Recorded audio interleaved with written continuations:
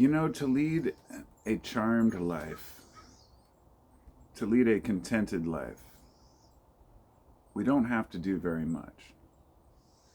I know that each human is unique, different challenges mentally, physically.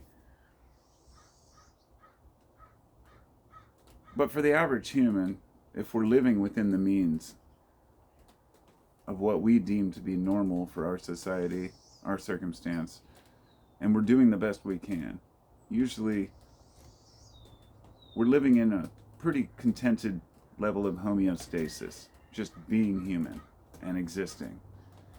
This can be compared to, let's say, being in a negative state of mind, feeling angry, feeling frustrated, anxious, depressed, having nightmares, not being able to sleep, these kinds of things. These are usually a sign of something else that's wrong in our life that we haven't addressed. And sometimes it's not a matter of what you need to know, but what you need to let go of. Many of the things that people immerse themselves in these days, politically, philosophically, educationally, stressing yourself over about, getting a good score on your SATs, or, trying to pass some course in your college. And these things can be like major life events for people at the time. It's kind of like when you're a high schooler and it seems like it's the end of the world if you miss a test or something. For a lot of people like myself, I just never gave a shit. But for a lot of students who want to do well, that's a different story. And because they've been brought up to think these things are more important than they are. And it's the way that as adults we seem to find, at least we believe that things are a certain way. And we believe them. We believe what we're told because that's how we live in a society, right? It's a very simple concept. Like if you go against the grain of what's considered normal in your society, you're the outcast. And I've always been that guy, so I'm okay with it. In fact, there is a certain, I don't know how many people, and these aren't just independents like within politics, these are like truly independent thinkers, which I consider myself one of, which I think a good way, because it's hard to gauge yourself, but when I hear from other people what kind of a political view or religious view they think I have, they're usually completely off the mark. They have no clue what star sign I am. They have no, even if there's some expert on star signs, nobody ever gets it right. Most people have no idea what type of religion I am. They might think some people might think I'm a Christian and make fun of me, and others may think I'm an atheist and think I'm an idiot. When it comes to politics, I've had people think I'm like a Trump supporter, and people think I'm a Biden supporter. Like it doesn't matter. If you have independent viewpoints on things in life, then you're going to have friction with other people and other ideas because they don't understand where you're coming from. They instantly label you to be a person who thinks from a certain viewpoint because there's a dichotomy in their minds. And a lot of people believe that this dichotomy defines every human, and at least every American, that we're all divided among these lines, that we've all jumped to either side of the road and we're saying, I'm taking a stand on this hill. And that's not necessarily the case. There are a lot of people who are in the middle but lean one direction. As a liberal-minded person, of course, but that has nothing to do with politics. That doesn't mean I lean left, even though by default it does, but it has nothing to do with politics themselves. The politics follow the human nature. You see what I mean? But the politics are secondary to the basics of human nature. I was thinking earlier about what makes us happy in life. And I thought of 3 P's because I thought, purity, purpose, and productivity. It's like, okay, what do I mean by these things? Purity, and it's not what you think. No, it doesn't mean that you have to do a certain chant or wear a robe or, be celibate your whole life or any of that crap. Purity in the sense that you are pure in what you believe and what you do and how you act in this world, that you treat others with respect, that you're kind in your demeanor and the way that you handle yourself, and you do the best you can. Purpose is finding something in this world that moves us, and productivity is whether or not we actually do that fucking thing. And that's the big one. Productivity and purpose can fall into the same category, but really finding something that moves us that we do well. It doesn't have to be a job. It could be art. It could be a parenting. It could just be thinking. You could be a philosopher. There are so many different things that a person could find purpose in. But the productivity is the result of what you actually accomplish with that. And if you have that, the purity of heart, the purpose, and then the productivity from that purpose, it makes us happier people. It seems like kind of life 101. But in order to achieve this, the 3 P's, we need the 3 H's. Honesty, humility, and humor. Honesty, not just with other people in the world, even though that's a crucial element to being happy, in my opinion. If you lie to your customers, if you lie to your bosses, if you lie to your parents, you lie to your children, if you lie to your coworkers, you lie to your friends, you're going to feel like a loser. Even if they're little lies, we all know they turn into big lies. So my policy is to always be honest. Whether I'm playing a board game or cards or dice. And this honesty almost is to a fault, because that means I won't pretend to lose. So if I'm playing with my kids, like playing pool lately, I'm whipping his ass, I'm like, well, he'll learn that way. I'm not going to lose on purpose. I just don't do it because that's, I don't want him to think he won on accident. There have been times where I haven't played as well. That's a little different. Those are like the white lies, right? But it's just because I want better for him. So even though there's a little loss of honesty, it's because of the humility, because I want him to do well. So the honesty part is obvious. The humility is humble yourself. You don't know shit.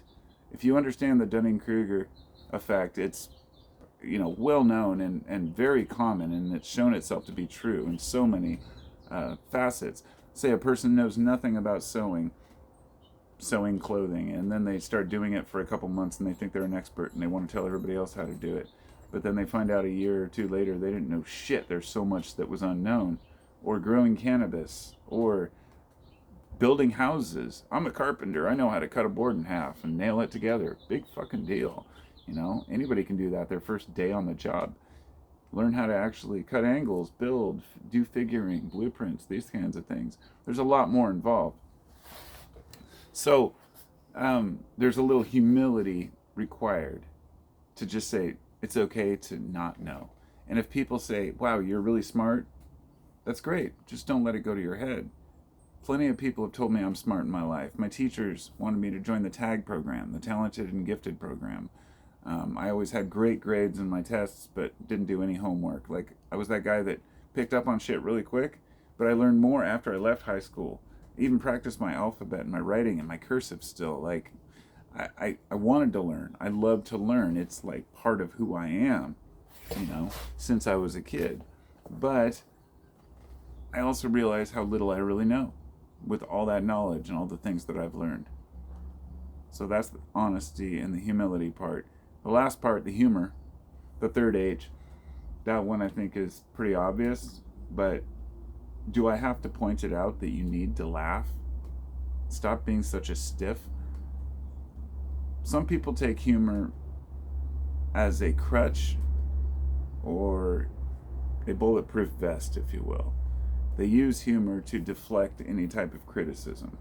This is dangerous. I've seen this. I have family and friends who have done this, and who, anytime you throw criticism, or any shade at them whatsoever, they want to deflect it with some kind of humor, which can be cute when you're young, but then you become an adult and it doesn't work anymore.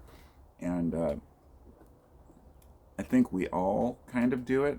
I find myself doing it online, not necessarily in person, but when somebody leaves a snide comment on my channel, I will answer it with a sarcastic humor, more often than not.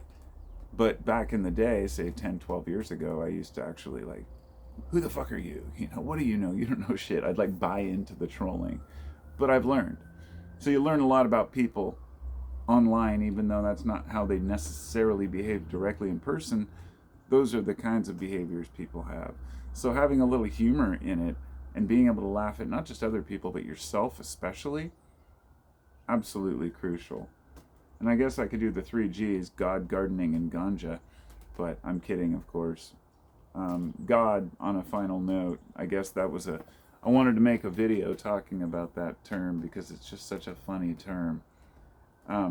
Because, I've talked about purity, purpose, and productivity, things that motivate people, things that give you life purpose, honesty, humility, and humor, the way to get there. But I haven't mentioned God, haven't mentioned Jesus, Mohammed, haven't brought up, Siddhartha. I haven't brought up, or the Buddha, rather. I haven't brought up, any of these Eastern, religions or, Shiva the Destroyer. They're all symbols for archetypes and parts of the human psyche.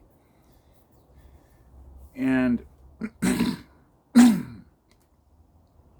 I'm not one of those guys who is against idol worship, nor am I a guy who supports idol worship. I don't think, honestly, it's that important at all to me. When it comes to God as being an important factor for life, I think that it is at the forefront and center of all of the previous traits or characteristics that I have there. Before any of the productivity or purpose in life comes a connection to the divine. Now, I want to be careful here because I don't want anybody, if I were to start this video off talking about God, a lot of people would probably turn it off, and I would have too a decade ago. But because that word is so tainted, there's no other real way. You could call God the grand architect, or the all, or everything, whatever you want to give a name to.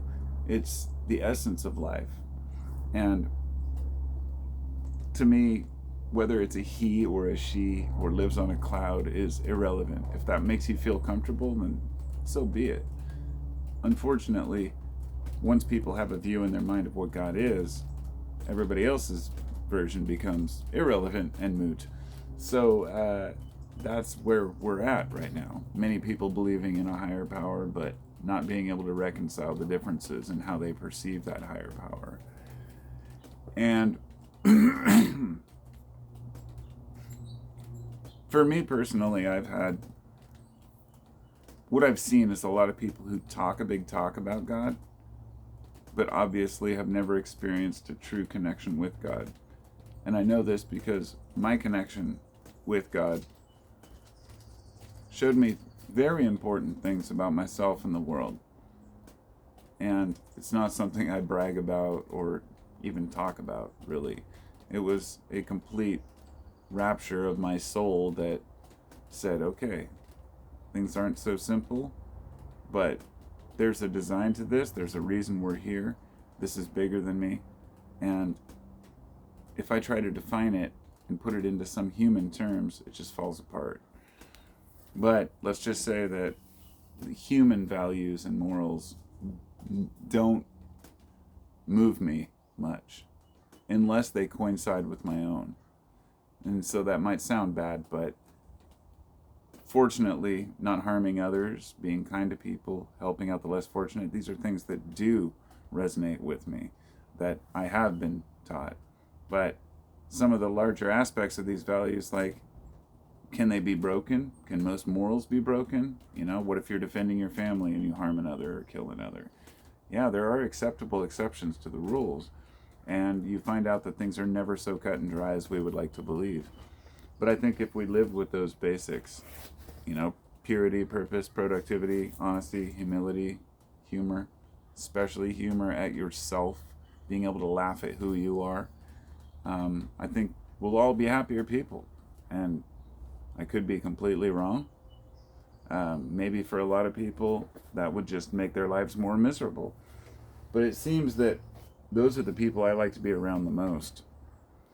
And they seem to be the easiest to get along with people.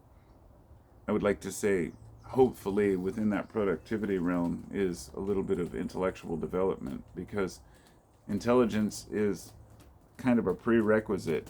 And I don't mean book smarts, I mean looking at the world rationally around you and doing as much research into it as you can to understand it better, because then you can relate better to your fellow man. So, this has been a Carpo production, and I will see you next time. Be sure to say hi to your mom if you got one. Say hi to your dad if you got one. Say hi to your dog if you got one. And if not, sister, brother, friend, couch. I'll see y'all next time.